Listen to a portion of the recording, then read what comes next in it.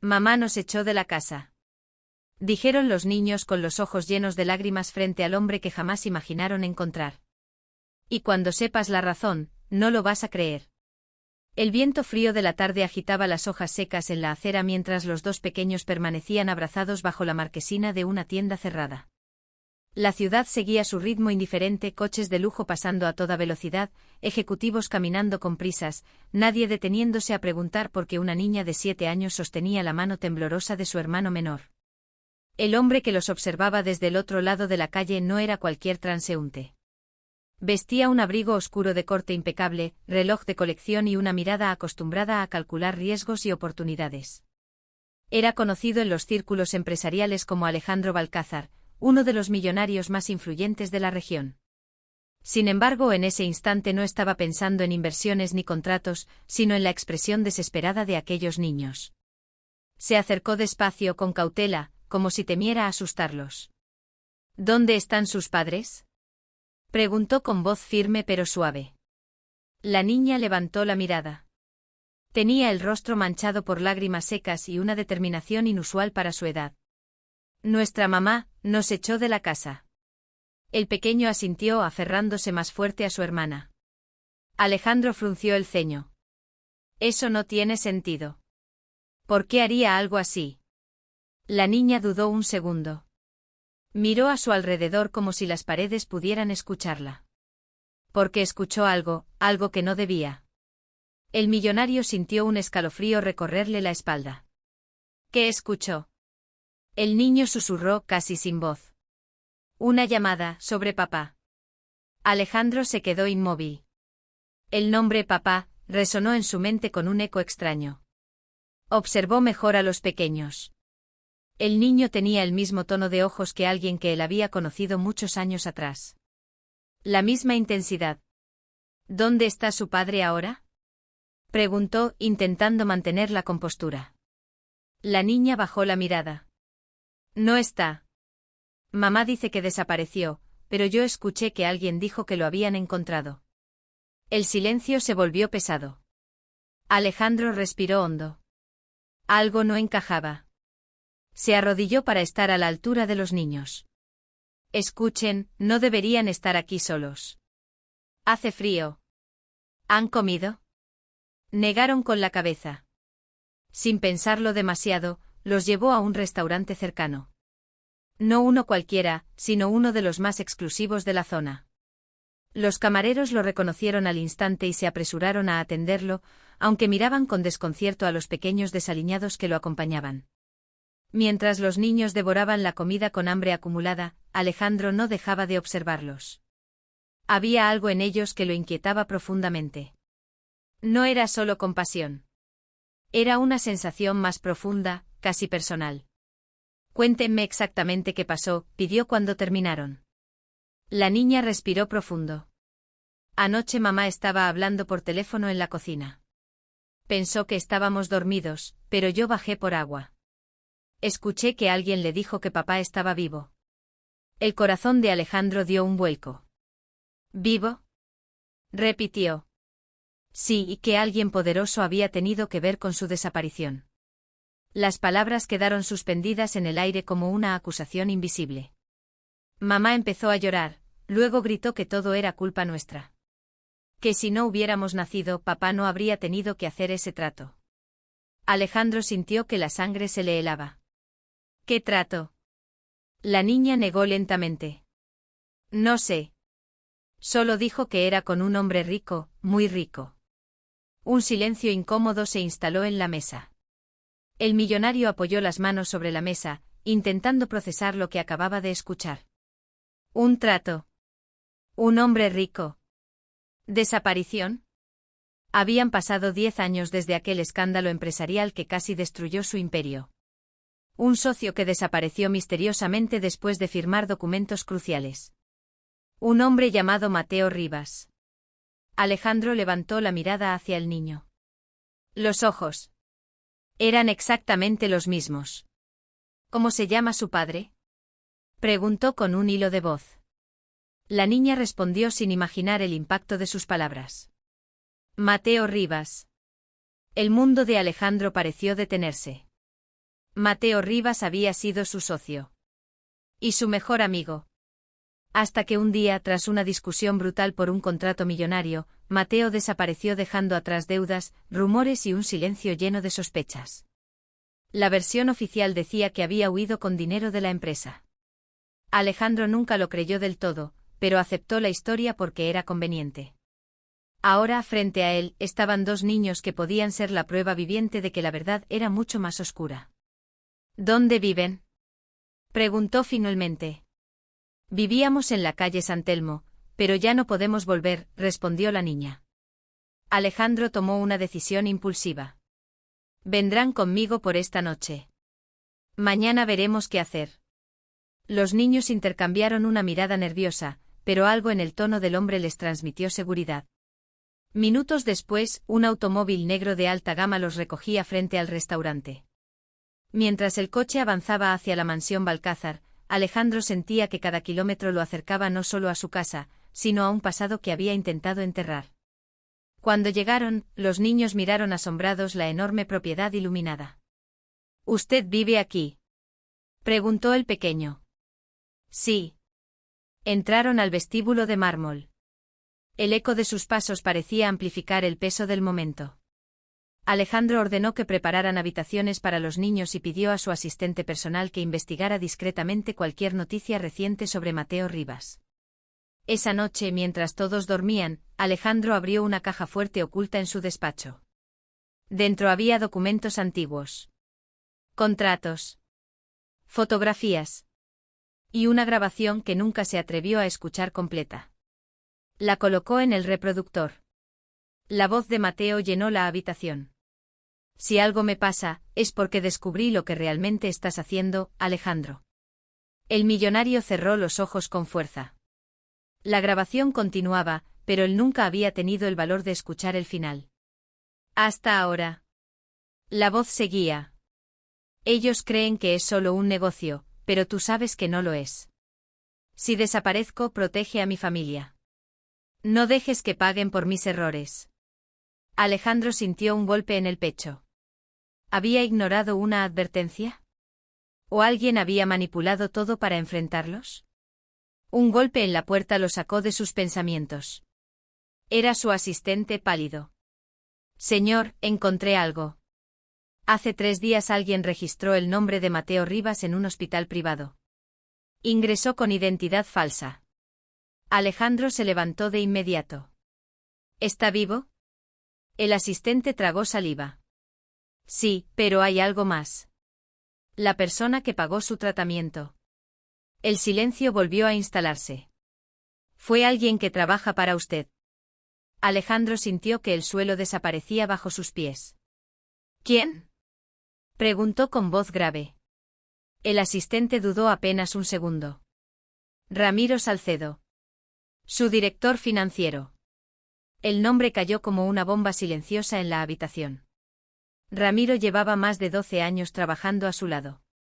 Había estado presente en cada expansión, cada adquisición, cada momento crítico después de la desaparición de Mateo. Eso es imposible, murmuró Alejandro, aunque en el fondo sabía que no lo era.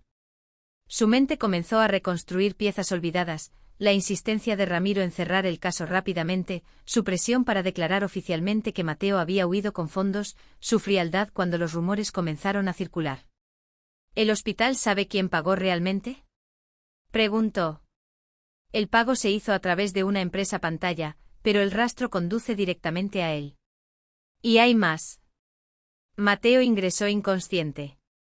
Según el informe médico, presentaba signos de haber estado retenido durante mucho tiempo. Alejandro sintió náuseas. ¿Retenido? Eso significaba que durante años alguien había mantenido a su antiguo socio oculto, en silencio. Prepárame el coche, ordenó sin titubear. Mientras descendía las escaleras, escuchó un ruido suave en el pasillo. La niña estaba de pie descalza observándolo. ¿Va a buscar a papá?, preguntó en un susurro tembloroso. Alejandro la miró fijamente. Por primera vez no vio solo a la hija de su ex socio. Vio la consecuencia de decisiones que quizás él nunca cuestionó lo suficiente. Sí, respondió con firmeza. Pero necesito que confíes en mí. Ella asintió aunque el miedo en sus ojos era evidente. El trayecto al hospital fue tenso. Alejandro miraba por la ventana, recordando la última discusión con Mateo. Habían discutido sobre una inversión en tecnología de vigilancia que prometía contratos gubernamentales millonarios.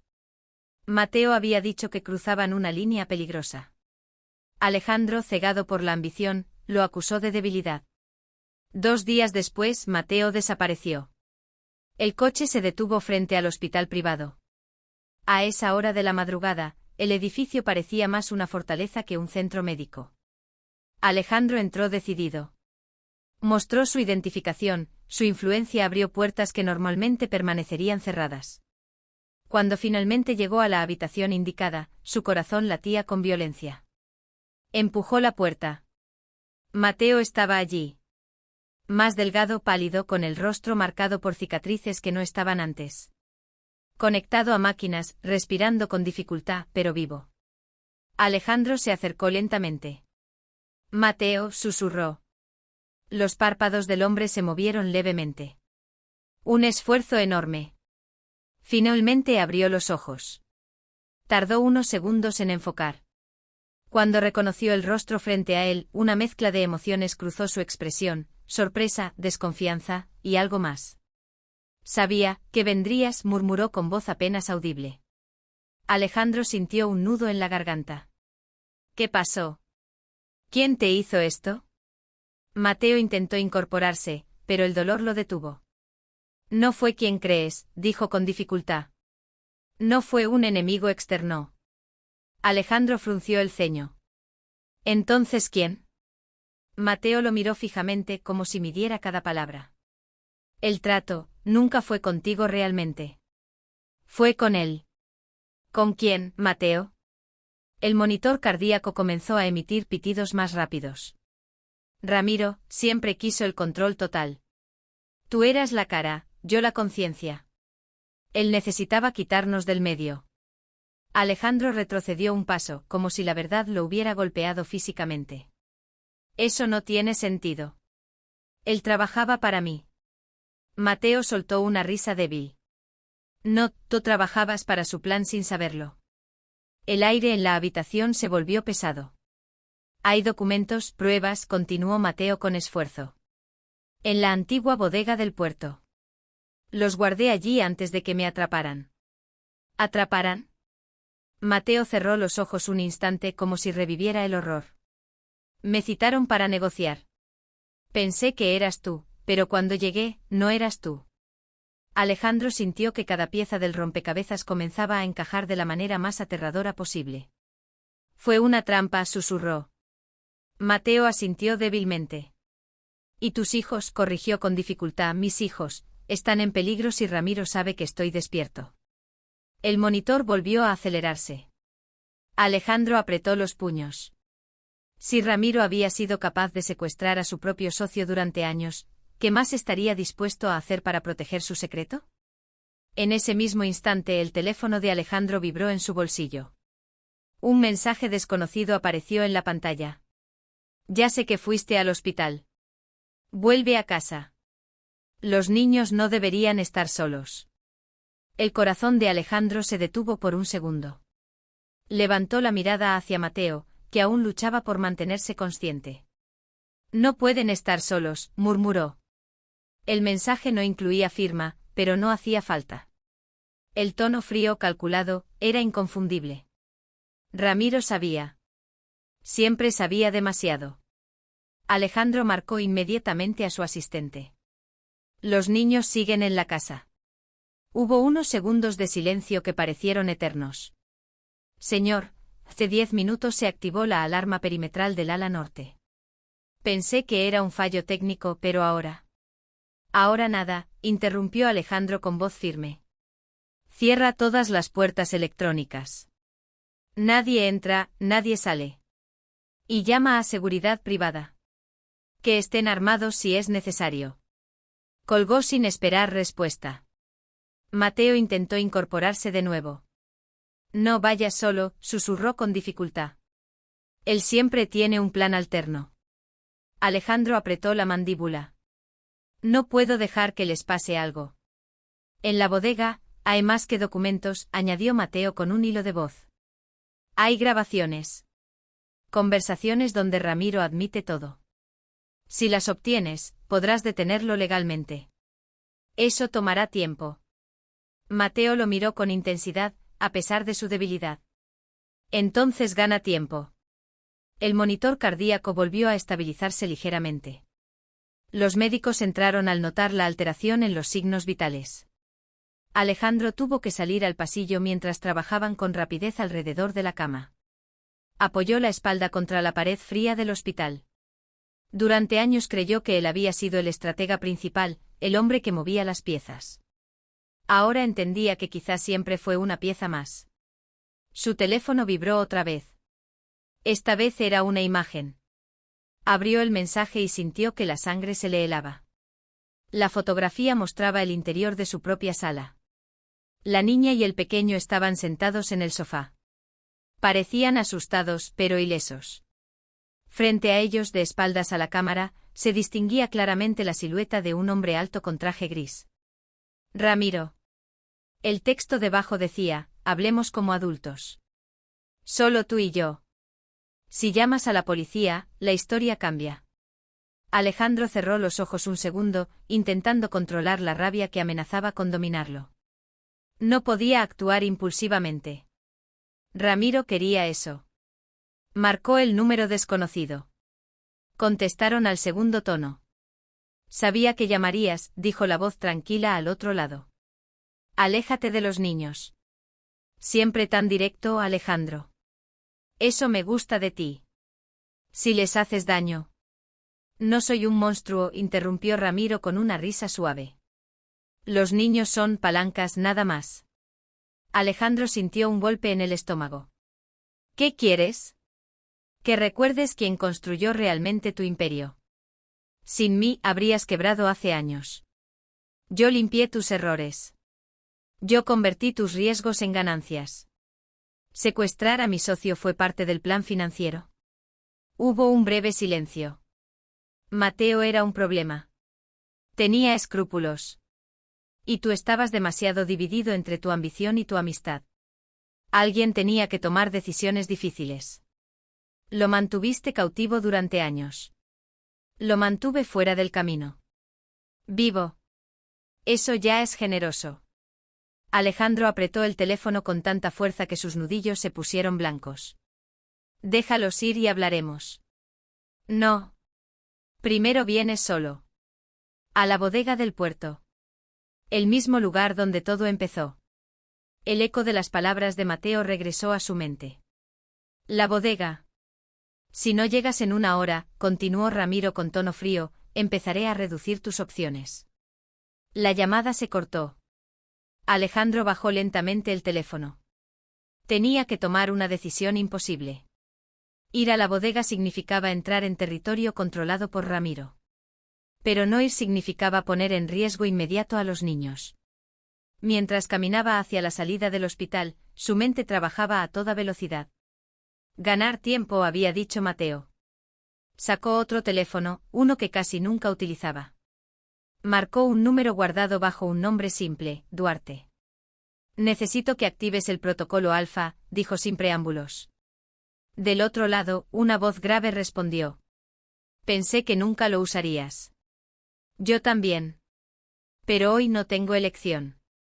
Alejandro levantó la mirada hacia la ciudad iluminada por la noche. Por primera vez en muchos años, no estaba luchando por dinero ni poder. Estaba luchando por la verdad.